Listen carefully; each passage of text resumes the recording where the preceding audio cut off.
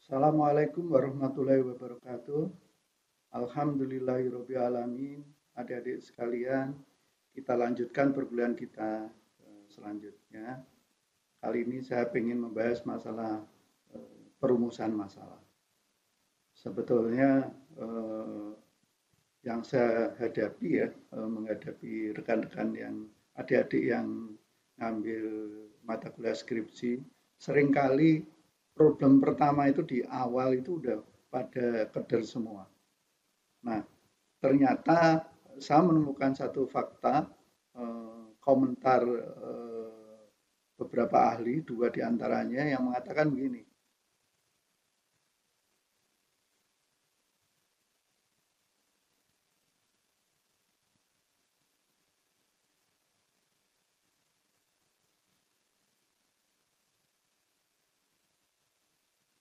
Nah, ada peneliti pertama ya yang kita pahami bahwa pada dasarnya penelitian itu bertujuan untuk mendapatkan data untuk memecahkan masalah. Ini yang perlu kita tekankan. Jadi kuncinya adalah memecahkan masalah. Nah, penelitian murni maupun terapan semua berangkat dari masalah. Tetapi penelitian terapan hasilnya langsung dapat digunakan untuk pengambilan keputusan. Kalau penelitian murni itu panjang ceritanya. Tapi kalau penelitian terapan, barangkali kita pada tahapan ini adalah belajar menjadi peneliti sebagai peneliti terapan, karena kita S1 baru penelitian terapan, maka hasilnya bisa langsung dirasakan, langsung kelihatan. Tetapi di level yang lebih tinggi, barangkali nanti adik-adik kalau ngambil S3, problemnya tidak sekedar yang langsung dirasakan, tetapi ada penelitian yang sifatnya fundamental, penelitian murni namanya. Dan itu kita sudah bahas sebelumnya di tipe-tipe penelitian di bab selanjutnya. Silakan diputar kembali materi itu. Nah, ini yang tak ceritakan tadi, ada satu fenomena pada setiap kali mahasiswa eh, apa namanya mahasiswa masuk ke mata kuliah skripsi atau mengambil mata kuliah skripsi, seringkali yang menjadi momok adalah mencari masalah atau mencari judul. Itu bisa 1-2 bulan nggak kelar-kelar. Ternyata itu diakui juga oleh Tukman dari Ohio State University. Dasarnya gini, memilih masalah merupakan tahapan yang paling sulit dalam proses penelitian. Dia mengatakan begitu, jadi bukan saya. Dan ini sengaja saya tampilkan ini untuk memahami adik-adik, setiap omongan di kita di penelitian ilmiah itu dilatih untuk apapun omongannya harus dilihat juga siapa yang ngomong, atau istilahnya kutipan dari siapa. Kalau saya yang ngomong bahwa itu sulit, ya itu istilahnya subjektif.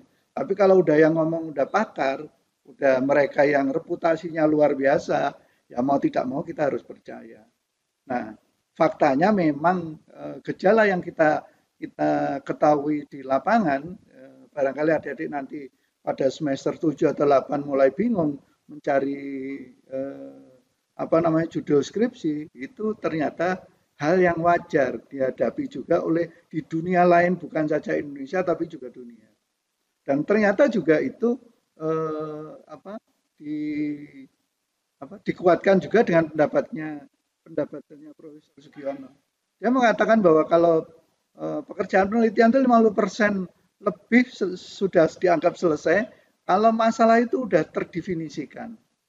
Makanya materi singkat ini sedikit memecahkan masalah itu. Barangkali nanti selanjutnya kita bisa bisa di lapangan kan saya melihat problem-problem yang harus dihadapi oleh penelitian, terutama di masalah apa namanya masalah penentuan judul dan perumusan masalah.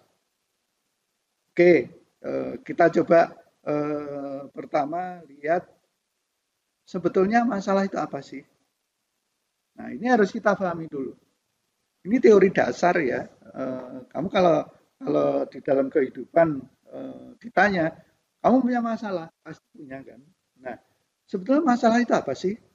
Nah, sebetulnya teori dasarnya ini yang harus kita ketahui sehingga kita tahu bagaimana menyelesaikan masalah ini bukan saja di metode penelitian tapi dalam kehidupan kita selalu ini saya tekankan berkali-kali aku seringkali cerita ke mahasiswaku inilah rumus tentang masalah. Jadi ada rumus masalah.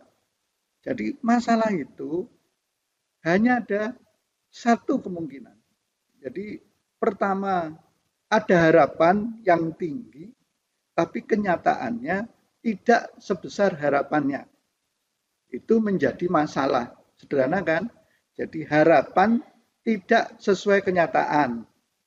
Atau teori beda dengan prakteknya. Yang seharusnya dengan yang terjadi itu berbeda. Itu masalah.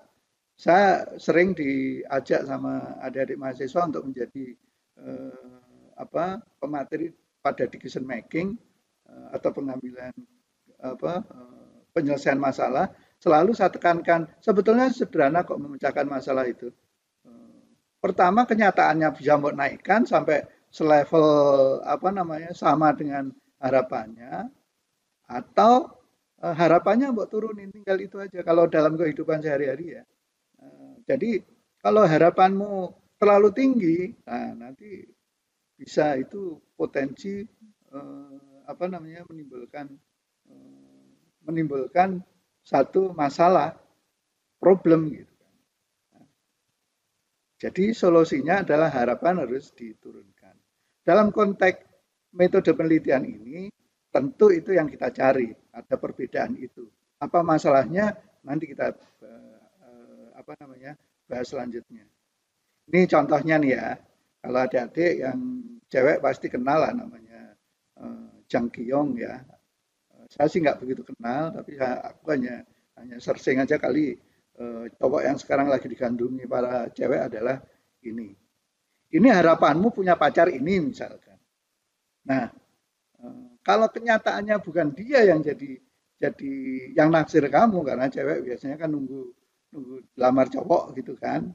Nah, kalau ternyata yang ada di kamu ini, nah jadi masalah kan. Ada yang kenal ini, ya tolong tanya temanmu lah.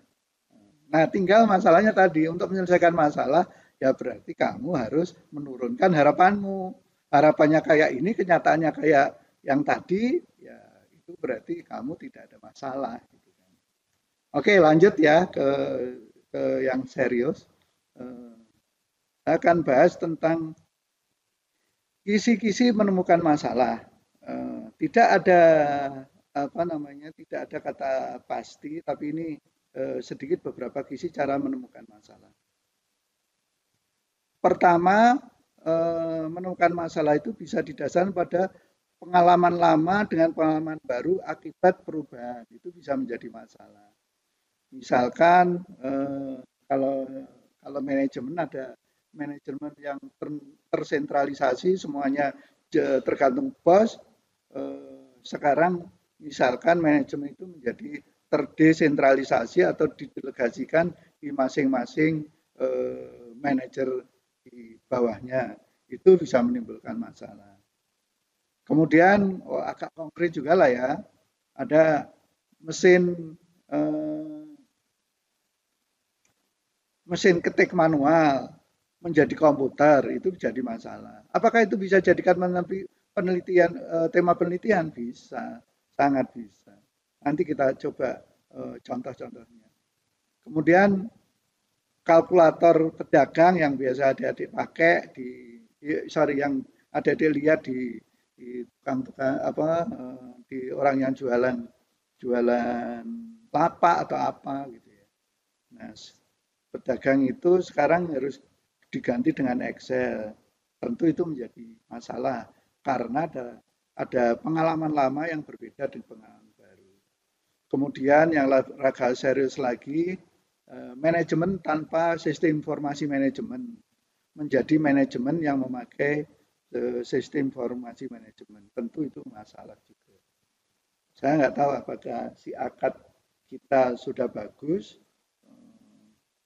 Barangkali secara teknologi itu sudah bisa jalan, tapi awal semester kemarin tak coba, ternyata juga itu belum terimplementasi dengan bagus. Jadi itu menjadi masalah juga. Kemudian adanya teknologi lama yang berganti dengan teknologi baru, itu juga bisa menimbulkan masalah.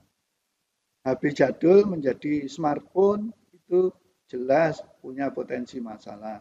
Masalah bisa macam-macam, tapi itu landasnya adalah perubahan teknologi lama dan teknologi baru.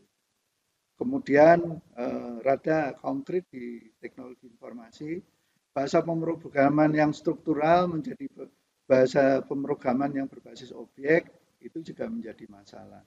Masalah penelitian itu bisa berdasarkan sana. Kemudian bahasa Pascal menjadi bahasa Java misalkan, atau bahasa PHP, itu juga menjadi potensi masalah. Nah, bahasa pemrograman berbasis client server menjadi berbasis internet atau berbasis mobile, itu juga menjadi masalah yang bisa dijadikan tema atau dijadikan topik atau judul dalam skripsi kita. Kemudian yang berpotensi menemukan masalah adalah apa yang telah direncanakan dengan realisasi itu berbeda. Misalnya direncanakan presiden sangat melindungi rakyat karena promosinya gencar-gencaran. Realisasinya adik-adik bisa menilai sendiri.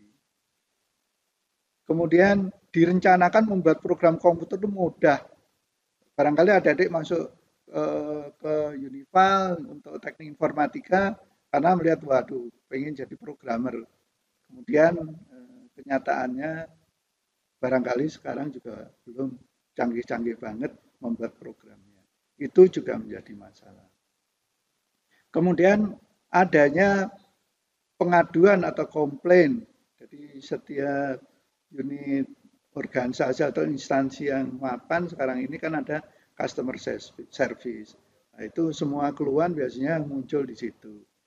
Itu menjadi sumber untuk mengetahui masalah-masalah yang terjadi pada layanan yang diberikan oleh instansi itu. Kemudian ada masalah yang lain akibat adanya kompetisi.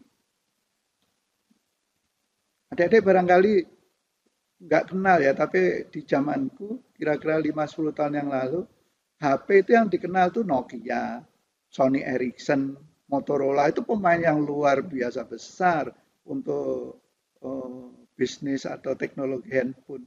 Sekarang barangkali Nokia sudah nggak ada kabarnya. Sorry, Ericsson nggak ada kabarnya. Motorola, kemana? Karena apa? Karena ada kompetisi. Ada hadirnya HP Samsung ya bacanya, atau HP Cina. Saya nggak tahu, adik-adik lihat coba HP-nya merek apa. Jangan-jangan Xiaomi, jangan-jangan macam-macam lah, HP Cina banyak sekali. Tapi nampaknya sedikit sekali yang pakai HP Nokia, Sony Ericsson maupun Motorola. Kemudian ya ini contohnya, ternyata ada cowok yang lebih cakep, lebih alim, lebih tajir, anaknya sultan. Nah, kamu padahal ditaksir atau pacarmu malahan itu tidak selevel itu. Ternyata ada yang muncul itu kayak tadi yang tak ceritakan, bisa jadi itu menjadi masalah bagi kamu. Masalah bagi kamu, masalah juga bagi cowokmu. Ya, kira-kira itu masalah. Oke, kita lanjutkan ke bentuk rumusan masalah berdasarkan level eksplanasinya. Ada yang sifatnya deskriptif, ada komparatif, ada asosiatif. Nanti contoh-contohnya tak kasih beberapa di belakang. Deskriptif, rumusan masalah berkenaan dengan pertanyaan terhadap keberadaan variabel mandiri. Jadi variabelnya tunggal, sehingga peneliti tidak membandingkan dengan variabel yang lain. Barangkali ini yang cukup relatif sederhana, mungkin sebagai pemula nanti adik-adik banyak terlibat di sana, tapi ya terserah pada dosen pembimbingnya. Kemudian ada yang sifatnya komparatif. Komparatif sebagaimana namanya itu membandingkan antara variabel satu dengan variabel yang lain. Itu dibandingkan, nanti ada contoh. Kemudian ada yang asosiatif. Asosiatif itu adalah penelitian yang menanyakan hubungan antara dua variabel atau lebih. Nah, asosiatif itu ada beberapa. Pertama adalah asosiatif yang simetris, dua atau lebih variabel yang munculnya bersamaan. Itu simetris. Kalau asosiatif kausal berarti ada sebab akibat. Karena ini dan yang lain menjadi korbannya misalkan. Kemudian ada asosiasi yang interaktif. Interaktif itu hubungan yang saling mempengaruhi. Nah, kira-kira itu bentuk rumusan masalah berdasarkan pada level eksplanasinya. Kita coba sekarang contoh-contohnya. Nah, contohnya adalah ini. Ini masalahnya adalah seberapa efektif implementasi sistem informasi manajemen di kampus Unival misal. Itu menjadi masalah. Nah, itu bisa menimbulkan judul skripsi mungkin tingkat efektivitas implementasi sistem informasi manajemen di kampus Unival menggunakan metode Delon-McLean. Sengaja ini tak bold di sini seperti yang tak sampaikan sebelumnya. Usahakan membatasi penelitian itu sekecil mungkin sehingga tidak terlalu luas. Mungkin tingkat efektivitas implementasi sistem informasi manajemen ini juga terlalu luas. Jadi mungkin ini diganti yang lebih kecil namanya SIAKAD. Karena sistem informasi manajemen kan bisa terdiri dari SIAKAD, sistem kepegawaian, sistem keuangan, dan sebagainya. Nah, diambil salah satu aja yang kecil sehingga kamu nanti tidak rumit di belakangan. Makanya antara masalah dengan judul ini terkait. Ya tentu apakah judul dulu atau masalah dulu itu kayak telur sama ayam. Jadi kamu bisa bolak-balik menentukan di sini sebelum fake. Ingat bahwa memang menentukan masalah dan menentukan judul itu problem yang cukup serius di pembuatan skripsi. Kemudian contoh yang lain ini ya, yang agak konkret juga di Unival mungkin ya. Seberapa mudah bahasa pemrograman PHP menggunakan framework Laravel. Ada yang sudah kenal bahasa pemrograman PHP?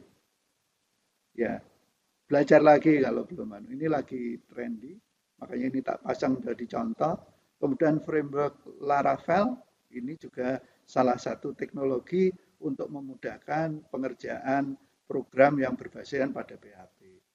Nah, itu masalahnya seberapa mudah bahasa pemrograman ini termasuk kalau di